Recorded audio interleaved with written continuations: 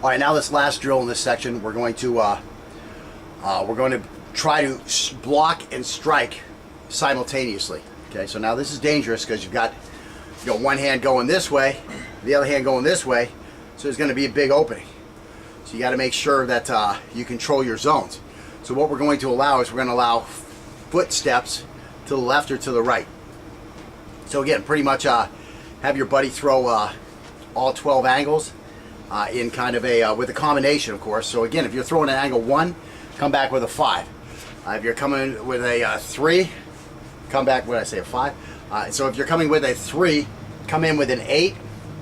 Or if you're coming with a 1, come in with an 8. Or, change it up. Come with a 1 and come back with a 12. Come with a 3 and come with a 4.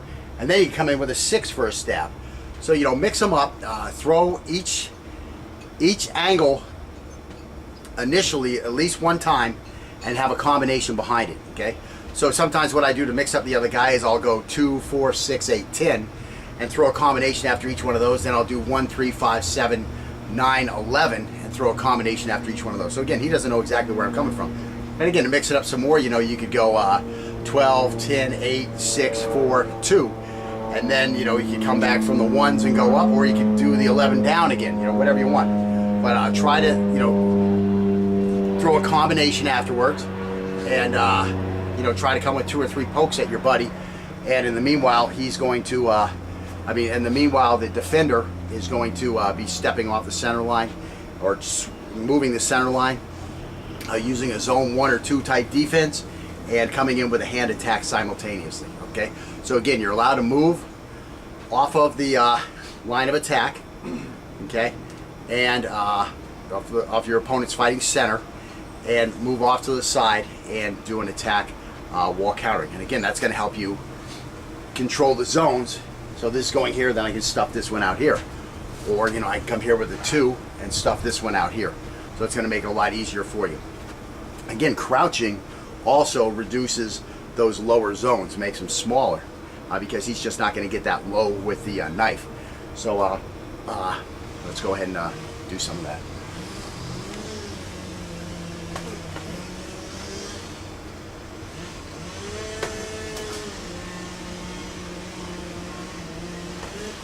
There you go.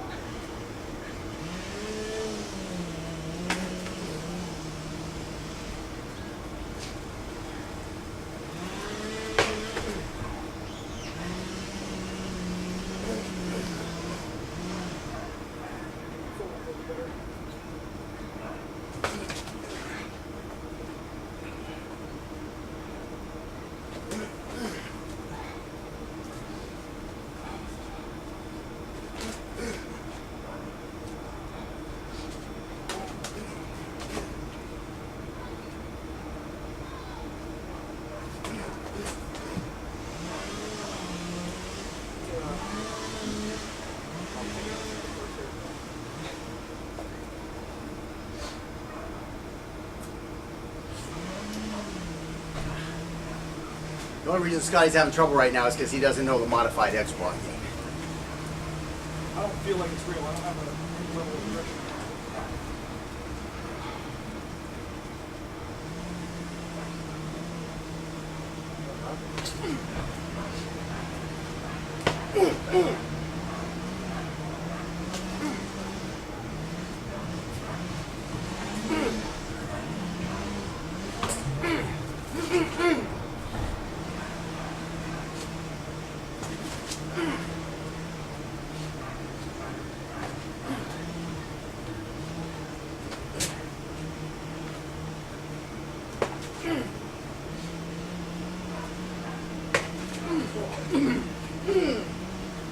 What?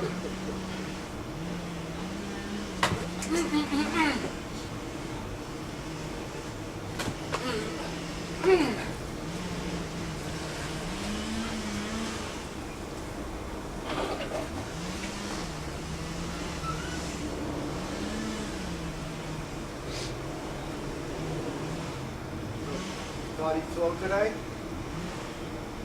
Slow?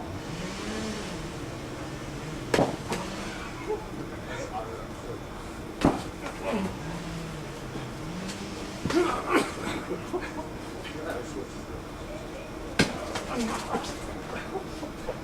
switch is violent. I was thinking about kicking a dog in the face, and then you said that, I was like, that's not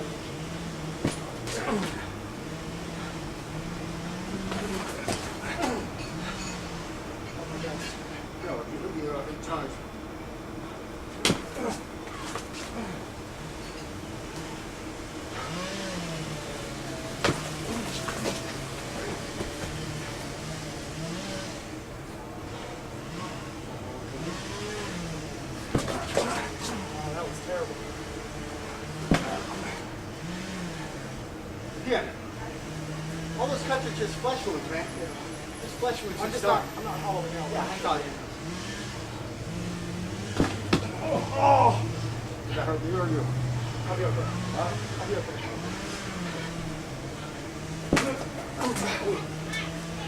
Of course, you would have hit me 3 times there. You know, while I'm trying to get that snap, you would have hit me at least once.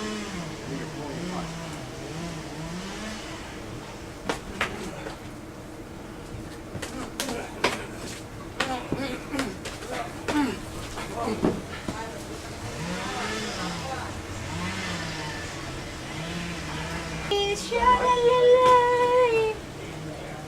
Para bata ka magdalos.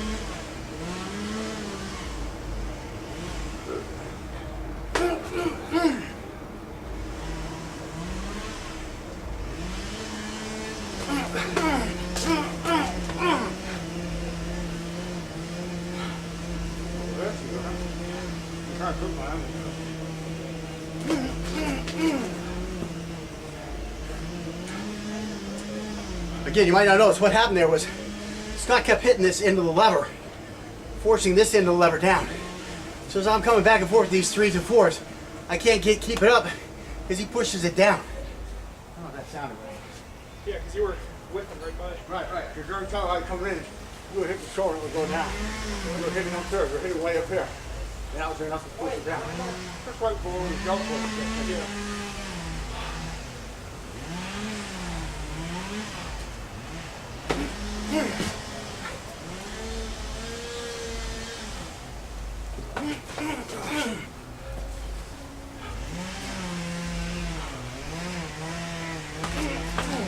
Sorry. Is that thumb again? No, it's just a food slap.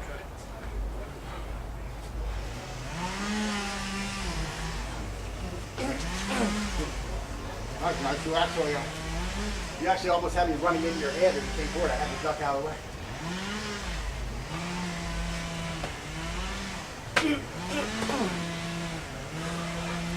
You know, with the end, I wanted to come here, and you're like, it won't go up.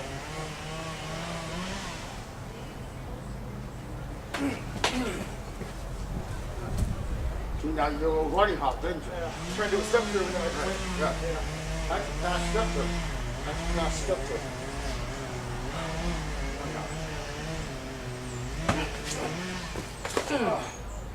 Did I get anything?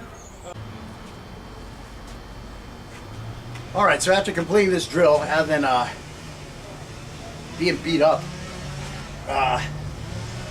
we may have noticed a distinct advantage we have while defending. Does that sound absurd? Which position did you feel better in? Did you feel more in control when you were the guy without the knife or the guy with the knife? Without. Yeah, I mean, if you've done your homework and you've stacked the prerequisites on top of each other and you get to this point, I mean, you really can't understand unless you do the drill.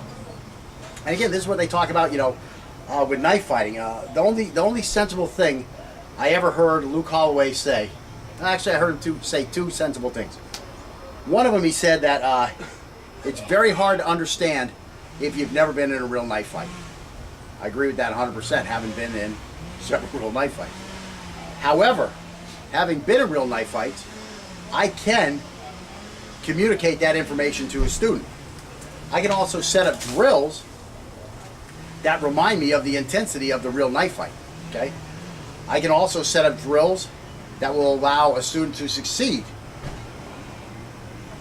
with skills that will allow him to succeed in a real knife fight.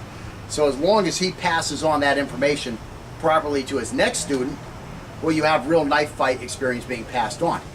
Again, the problem with karate is it's been just too many hundreds of years, man. It's been too many hundreds of years. Too many strip mall dojos, you know, one instructor passing on to the next instructor, and these guys, all they have is dojo experience, and everything gets freaking lost. So anyways, that's a problem. But again, you know, after completing the drill, we may have noticed a distinct advantage while we were defending. Again, it sounds absurd. While defending, we were often using our ulnar and the knife edge of our hands for striking. And again, for millions of years, our bodies have used these areas to land on when we fall, and thus they're designed for impact. Meanwhile, the reason the threat gets demotivated so quickly is because the threat's attacks often leave the radial and the nerve centers in our forearm exposed to these collisions with these ulnars and these knife edges of the hand, which again, we've been falling on for millions of years. So these are used to taking impact, while these inner areas are not used to taking impact. So you wind up having a real mismatch. Again, because they're not designed for impact. So because defending in this manner creates such a mismatch, there's a greater chance that we will cause more hurt and maybe even cause a disarm from one of these collisions.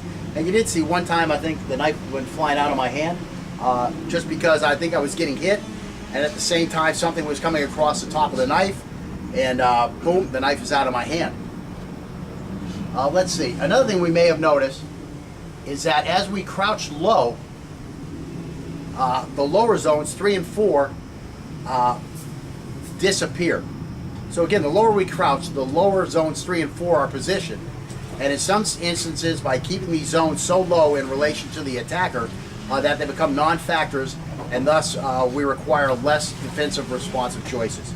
So again, you can again control that zone 2 and 3 just by getting so low that the knife isn't going to go that low. And now you don't have to worry about zone 2 and 3. Now your head is out there a little further, but again, you've got your hands out here, and you're not waiting for the attack to come in at you. You're going out and you're intercepting. You are attacking the attack. And it makes it much tougher on the attacker also. Then when you start moving, again, when you're moving, this really isn't the handwork for moving left and right. You saw that it did work. Nobody took a slash to the throat again. Nobody took a deep, penetrating shot to, you know, like the heart. I think I got you a couple times with some, what would have been decent stabs to the stomach. But again, by the time I got those stabs in, if we had been using real contact, I would have already been hit once or twice, you know, maybe 3 times in the head. And I don't know whether or not I would have been in position or still conscious, you know, or still on my feet to have been able to make those blows. And again, on the last one that you saw me do, where I just pushed off the side and ran away, you know, so you're not even going to be there to get stabbed. So now we're going to go on to the next section. And the next section, again, is just more fun, more fun. We're going to be dealing with a lot of body English here. And when I do hollowing, I don't just talk about one-dimensional hollowing. I don't know if that was the right phrase to use, but I don't have one method of hollowing. I teach several methods of hollowing, so we'll talk about that. Okay, I just made a big mistake. I just accidentally clicked on a Luke Holloway, Team Wooju, Team Winju, whatever it is, Woo Jin video. This guy is the absolute worst. I mean, I've never seen a dude talk so much shit and show so little. I mean, this is all I have to say. Show one of your bullshit techniques at full speed. Show me how it works at full speed with the attacker putting on a multiple attack and retracting the blade each time at full speed. Okay? Here's what I want to say. If you can't do your techniques at full speed with the attacker retracting the blade and trying to attack again and again and again, your shit don't work.